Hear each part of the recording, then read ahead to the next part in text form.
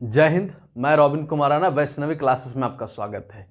आज ये मुद्दा इतना ट्रेंड कर रहा है जिसका कोई जवाब नहीं। पाकिस्तान को आखिर इतना खुजली क्यों होने लगा? पाकिस्तान को आखिर जो डर था वही बात क्यों सताने लगा?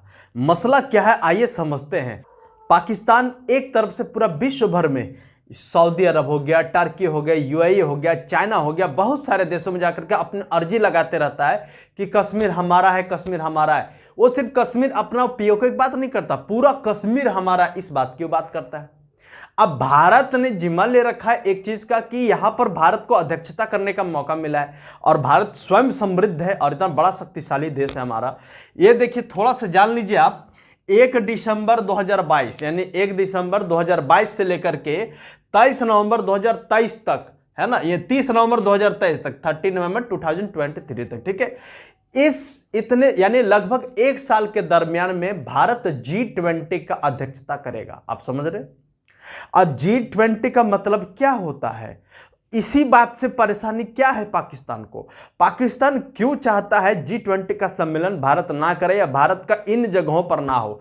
इन जगहों मतलब जैसे पहला तमाचा भारत, यानी कि आप देखिए हमारे पास जो है एक तोप है, उस तोप का नाम है मोदी। और ये मोदी मॉडल जो है सिर्फ देश में नहीं, ये विदेश में भी इतना ब्रांडेड है कि हर कोई इसे देखना और समझना चाहता है। अब इस बात को समझिए, मोदी साहब ने क्या किया, यानी कि भारतीय सरकार ने क्या किया, अरुणाचल प्रदेश में G20 वित्तीय सम्मेलन जो था उसको वहां गठित करवा दिया। अभी हाल ही में मुद्दा पूरा ट्रेंड में था और यह जानकारी उसके ऑफिशियल वेबसाइट पर भी नहीं था। इसलिए नहीं था क्योंकि चाइना यह चाहता था, चाइना जब भी अरुणाचल प्रदेश, असम का मुद्दा सब होता है तो चाइना हमेशा विदेश मंत्री या दूर दूर देशों में फट से कह देता है कि अरुणाचल प्रदेश मेरा है, चाइना मेरा, उत्तराखंड मेरा है, इन सब चीजों को कहते हो मेरा है। अब इसी बात को तो इंडिया कभी उसको रिटेलिएट नहीं किया। क्यों रिटेलिएट नहीं किया? क्योंकि इंडिया जानता है कि जब तक अपने पास पावर ना हो तब तक बिना पावर का तीर मारना मजा नहीं आता है ना। तो इसी वजह से इंडिया वेट किया। जैसे इसके पास G20 का अध्यक्षता का मौका आया, चुपके से, बिना एकदम शांति दिमाग से धप्पा मार दिया। धप्पा कैसे मारा? आसपास समझ रहे ना, आसपास धप्पा वाला। तो धप्पा कैसे मारा? अरुणाचल प्रदेश में G20 का बैठक करवा दिया। सबसे पहले समझे G20 क्या होता है। G20 एक होता है ग्लोबल, यानी कि 20 देशों का एक ग्रुप होता है जो वित्तीय सहायता मंच प्रदान करता है। किसी भी देश को कोई दिक्कत हो तो ये 20 देश मिल करके उसको आर्थिक रूप से सहयोग या फिर वहां पर ट्रेड मार्केटिंग वगैरह करता है, जिसका टैक्स वगैरह सब कुछ ठीक ठाक रहता है। मजा वाला चीज है, देश का डेवलपमेंट की बात होती है, ठीक है। तो ये जो चीज है, अगर ये जो सम्मेलन है, भारत सरकार जो है ये अरुणाचल प्रदेश में कर दिया और अरुणाचल प्रदेश में कर दिया, और उससे एक रात पहले भी उसको चाइना को पता नहीं था कि अरुणाचल प्रदेश में होने वाला है।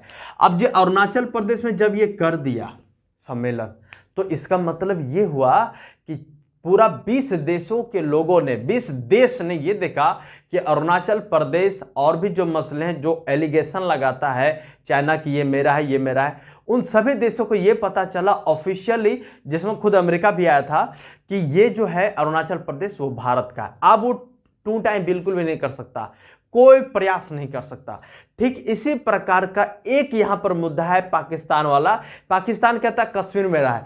अब ये भारतीय सरकार जो है वो क्या किया है, कश्मीर में ही G20 का सम्मेलन अभी 9 फरवरी को ऑफिशियल वेबसाइट, G20 का ऑफिशियल वेबसाइट पर डाल दिया कि हमारा जो ये सेकंड जो होने वाला है G20 का मीटिंग, वो कश्मीर में होगा, ठीक है। बाहर के यूरोपीय देश, छोटा छोटा देश लेके बैठे, स्विट्जरलैंड ये वगैरह, वो समझते हैं कि पूरा स्वर्ग हम ही लेके बैठे हैं, पर ऐसा नहीं है। भारत में आओ, ये विविधता वाला देश है, इतना संपूर्ण मोहब्बत इस देश में दुनिया में कहीं नहीं मिलेगा। अरुणाचल प्रदेश देखो, केरला देखो, आपका उत्तर प्रदेश देखो, कश्मीर देखो, पूरा स्वर्ग ही मिलेगा। गोवा केरल चले जाओ भाई, समझ मारे कि नहीं। तो इस प्रकार भारत ने उसके मुंह पर तमाचा मारा, तड़ाक से मारा। अब कैसे मारा भाई समझिए। कश्मीर में G20 का मतलब यह होता है कि 20 देशों के लोग वहां पर आएंगे, वो भी कौन? टूरिस्ट वाले, पर्यटन वाले। अब सबका अलग अलग होता है, तो पर्यटन वाले आकर के वहां देखेंगे तो पूरा ऑफिशियली, पूरा वर्ल्ड लेवल पर लोगों को यह पता चलेगा कि जो कश्मीर का जो मसला है, पूरा का पूरा कश्मीर पीओके समेत भारत का है। तो इस प्रकार से भारत उसको पानी पीने नहीं देगा पाकिस्तान को, यह घेरने का एक विचार है, ठीक है। समझ में आ रहा कि नहीं। अब इसी वजह से उसको हो गया समस्या।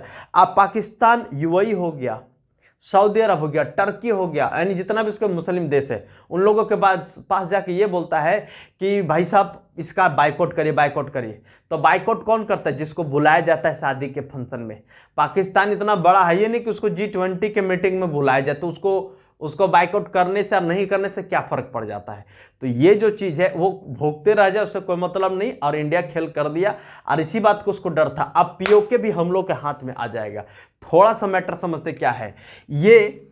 कश्मीर में दरअसल मुद्दा क्या है, पाकिस्तान कहता है कि मेरा है, मेरा है। इंडिया यहां पर 14.5 बिलियन इन्वेस्ट किया है, 14.14 बिलियन करोड़ यहां पर इन्वेस्ट किया है इंडिया कश्मीर में।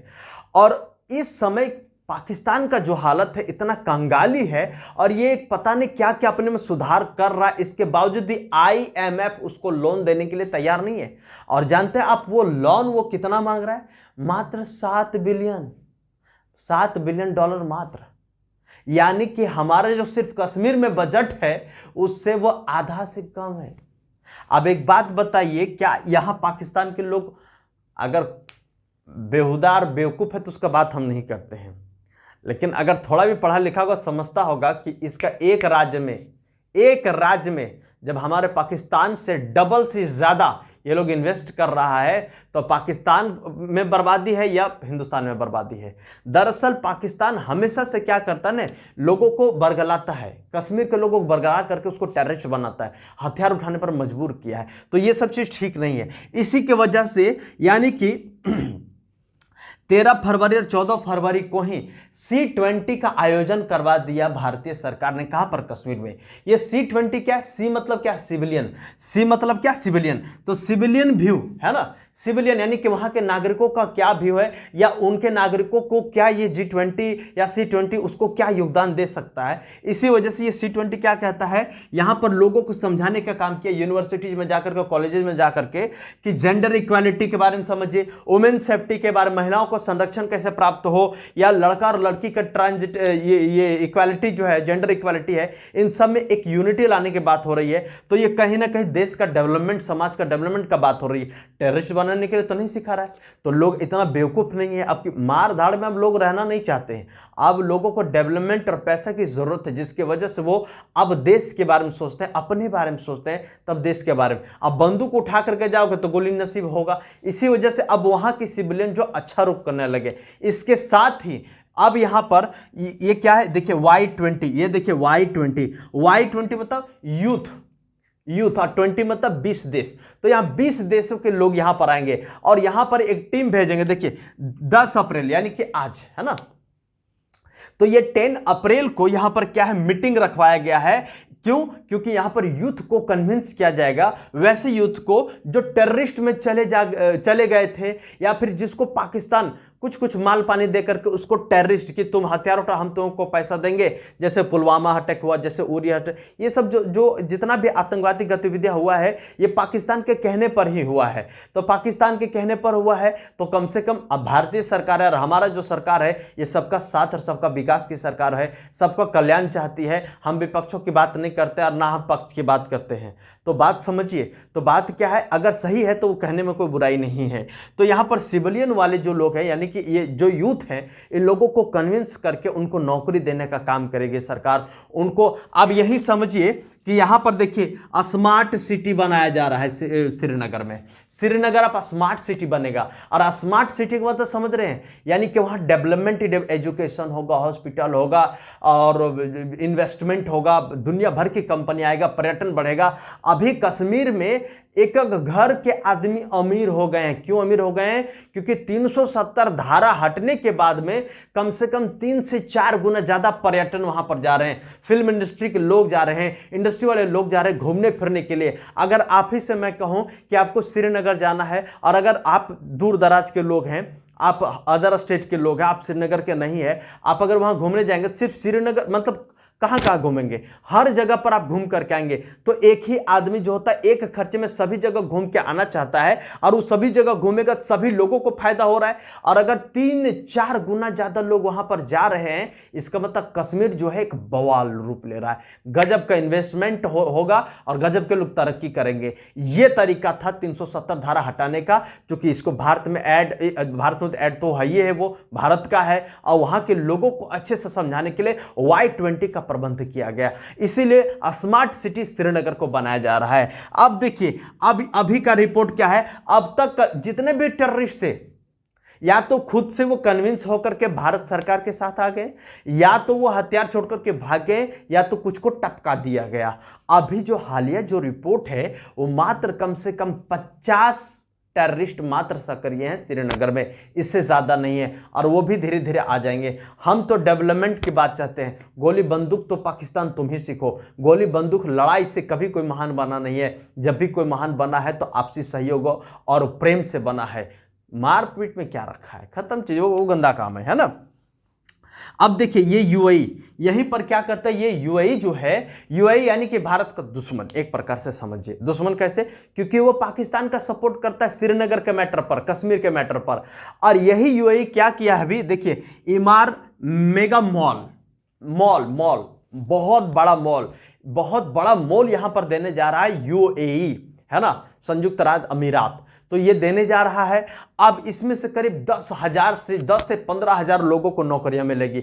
अब बताइए, ये यूएई जो भारत का हमेशा विरोध करता है कश्मीर मुद्दे पर, यह स्वयं आ चुका है भारत के साथ में।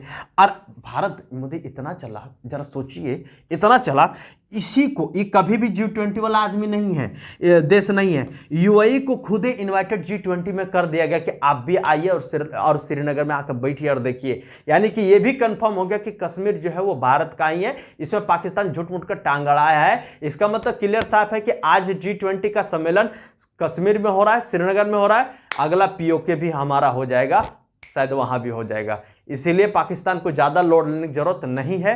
लोड वो ये ले कि अपना देश को कैसे चले, कैसे रोटी दे। आटा उटा हमसे मांग सकता है वो, लेकिन मांगेगा नहीं, बेशरम है ना वो, उसको कोई शर्म नहीं है। ठीक है, तो इस प्रकार से क्या है कि हमारा जो G20 का जो मुद्दा है, एक तरफ से थप्पड़ मारा चाइना को, चाइना बहुत उड़ रहा था, जिसकी वजह से G20 का सम्मेलन करवा दिया अरुणाचल प्रदेश में। अब पूरा वर्ल्ड में मैटर चला गया कि अरुणाचल प्रदेश, असम जो पूर्वोत्तर इलाका, ये भारत है, चाइना के इसमें कोई हस्तक्षेप नहीं है। उसी प्रकार अब श्रीनगर यानी कश्मीर में भी G20 का सम्मेलन हो 9 अप्रैल को आ गया ये, यानी कि होने वाला है। तो इसका मतलब यह हुआ कि कश्मीर का जो मुल्क, कश्मीर भारत का है। अब कोई भी किसी प्रकार का ताना बाना नहीं कर सकता है। तो यह है फायदा। अब पाकिस्तान को क्या है फायदा, पाकिस्तान को यह है फायदा कि पाकिस्तान पहले बर्बाद था और बर्बाद हो जाएगा। कश्मीर को लेकर के नौटंकी करते रहता है, अब कश्मीर का मसला उसका फैल, अब जितना विदेश में जाकर के वो डंका बजाए कि कश्मीर हमारा है, कश्मीर हमारा है, खत्म हो गया, अब कोई मतलब नहीं है। इस प्रकार अब पाकिस्तान का खेल खत्म, और अब इंडिया का स्टार्ट था, स्टार्ट है और स्टार्ट रहेगा। ये सारी जानकारी आपको कैसे लगी? अगर आपको अच्छी लगी तो वीडियो को सब्सक्राइब करें, लाइक करें, सब्सक्राइब करें, कमेंट करें, हमें बताएं ताकि, और इसको सब्सक्राइब करें ताकि ऐसी और भी जानकारी हम आपको तक पहुंचा सके। तब तक के लिए नमस्कार, धन्यवाद, जय हिंद।